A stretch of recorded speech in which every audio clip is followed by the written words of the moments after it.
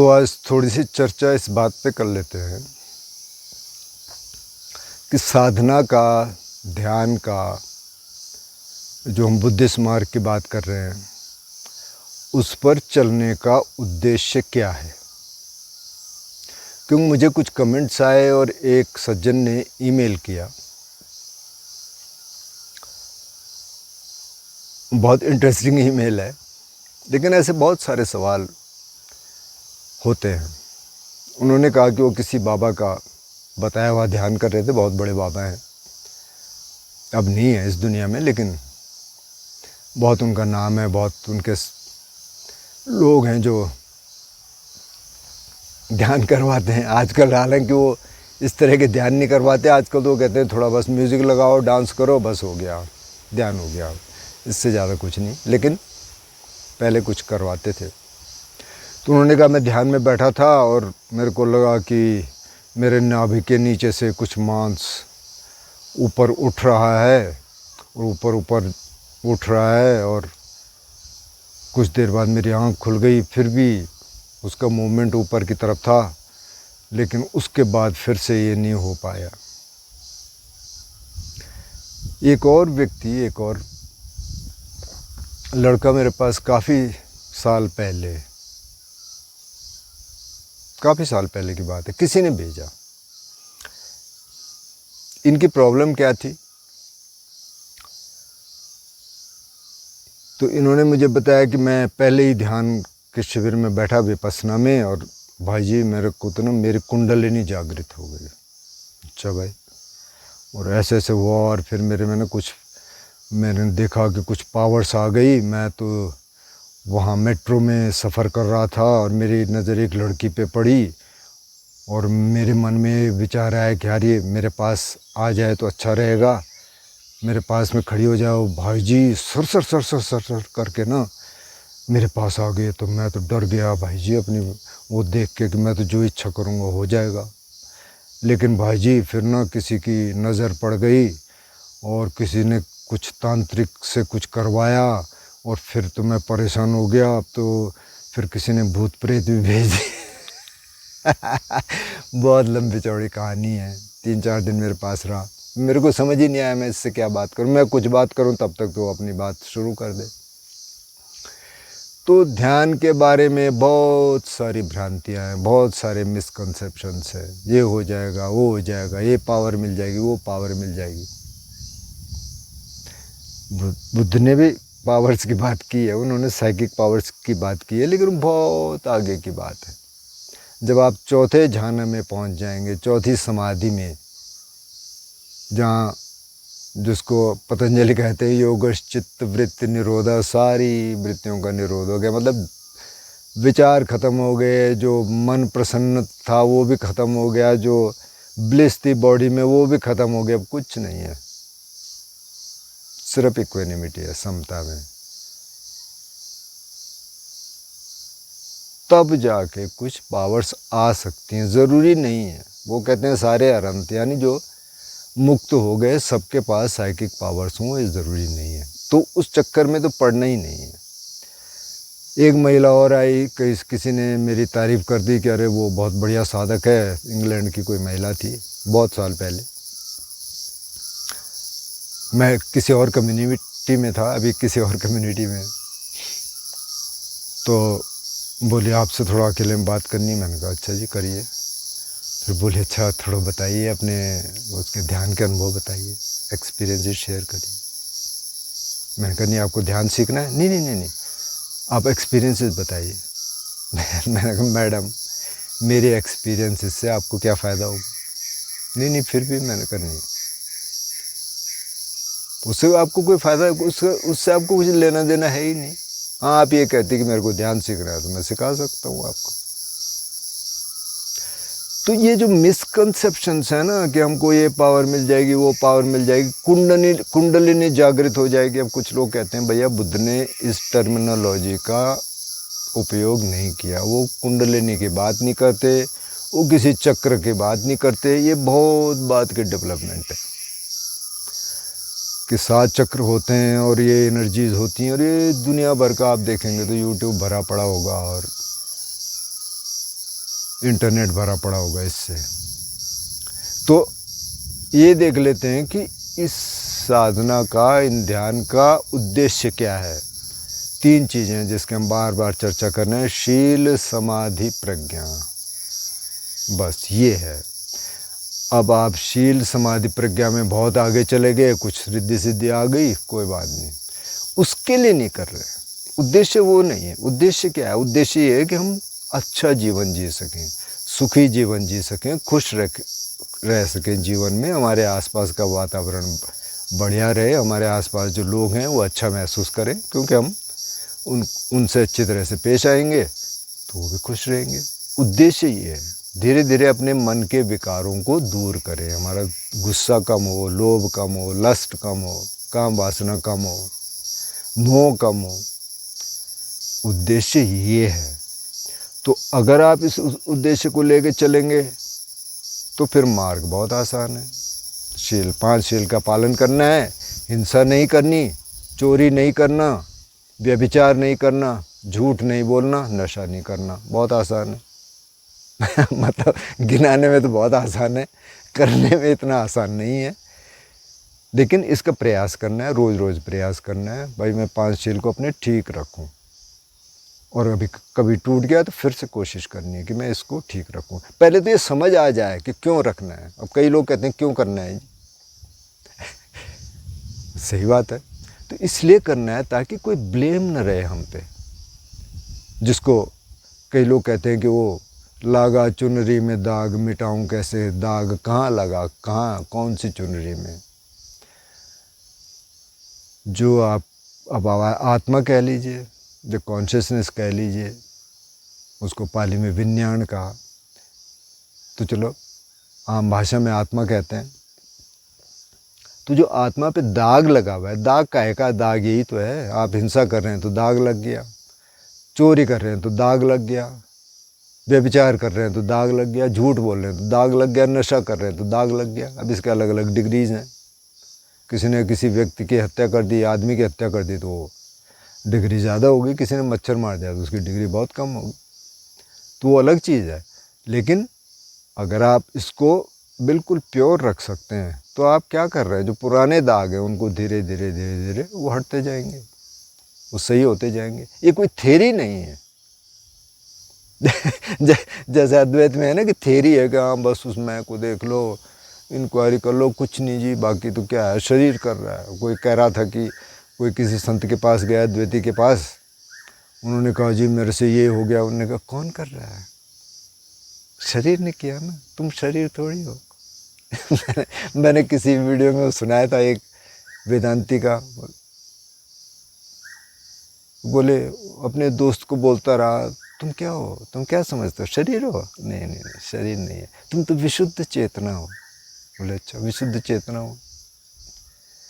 अब उसको थोड़े से चोट लग गई, तो चोट लग गई तो हाय करने लग गया। बोले भाई साहब आप तो कह रहे थे विशुद्ध चेतना है, अभी हाय कौन कर रहा है? बोले अरे यार चोट लगी तो मैं था। तो बोलने के लिए बहुत अच्छा है, बोलने में। हाँ, जैसी बीमारी आएगी, जैसे दुख दर्द आएगा, वो तड़पता है, हाय कर। शरीर है भाई, शरीर की देखभाल आपको करनी पड़ेगी। तो बुद्ध इसलिए वहाँ से शुरू करते हैं। वो कहते हैं युक्त आहार विहार। आहार विहार सही होना चाहिए, ना तो ज़्यादा खाओ ना तो कम खाओ। थोड़ा एक्सरसाइज करो, योगा कर लो, थोड़ा घूम लो, नहीं तो कुछ ना कुछ कर लो, है ना। उसके बाद शील का पालन करो। शील का पालन इसलिए करना है क्योंकि आप भी नहीं चाहते कोई आपको मारे। आप चाहते हैं कि कोई आपको जो है जान से ख़त्म कर दे, या जान से भी छोड़े, कोई आपके साथ मारपीट कर दे? कोई नहीं चाहता भाई। कोई चाहता है कि आपकी चोरी हो जाए? कोई चाहता है कि आपके जो नियर एंड डियर है उनके साथ कोई व्यभिचार करे? कोई चाहता है कि मेरे से कोई झूठ बोले?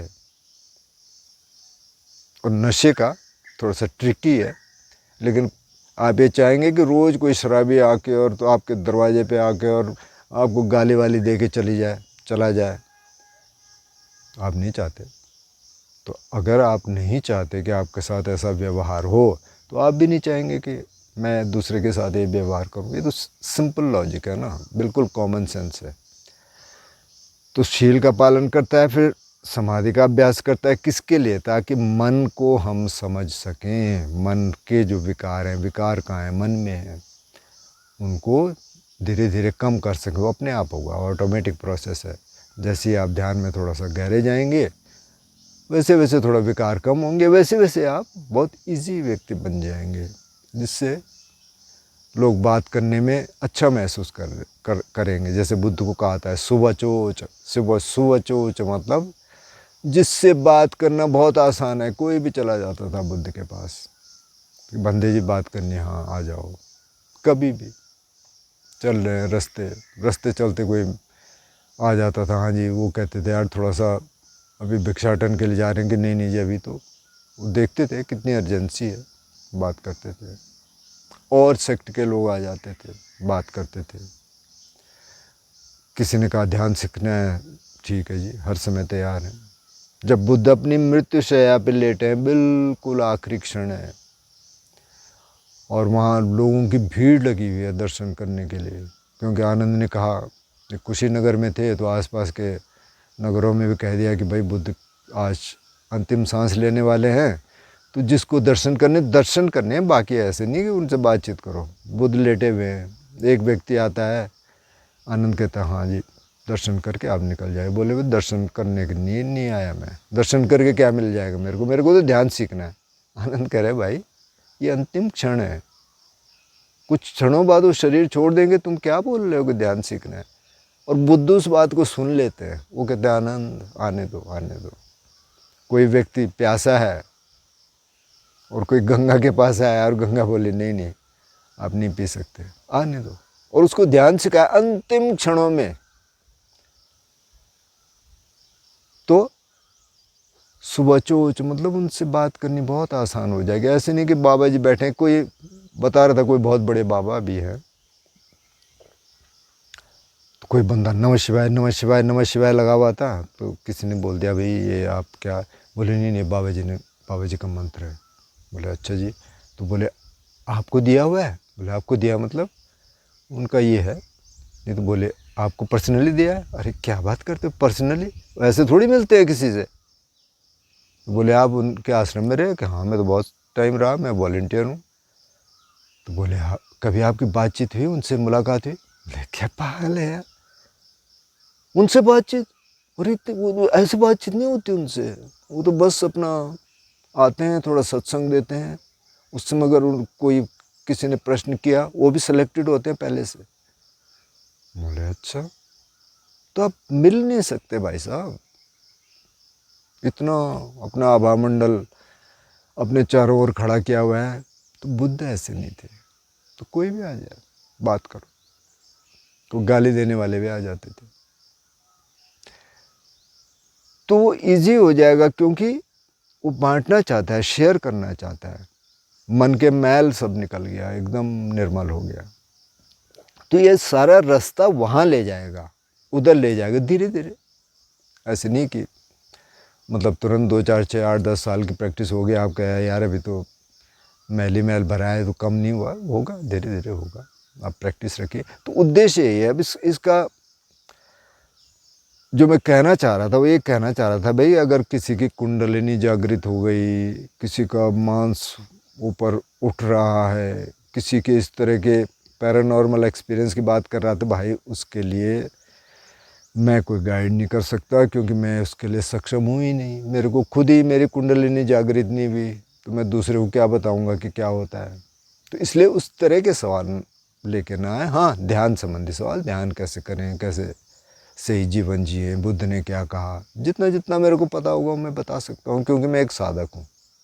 मैं कोई बाबा तो हूँ नहीं, न मेरा कोई इस तरह का आश्रम है बहुत बड़ा कि हाँ जी मैं वहाँ जाके बहुत सारे वॉलंटियर हो और पहले उनसे आपको परमिशन लेनी पड़ेगी और बहुत सारी फीस हो। ऐसा कुछ नहीं है।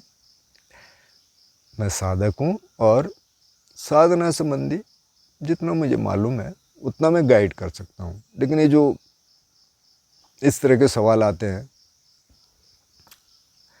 उन पे मैं कुछ नहीं बोल सकता, क्योंकि मुझे कुछ पता ही नहीं।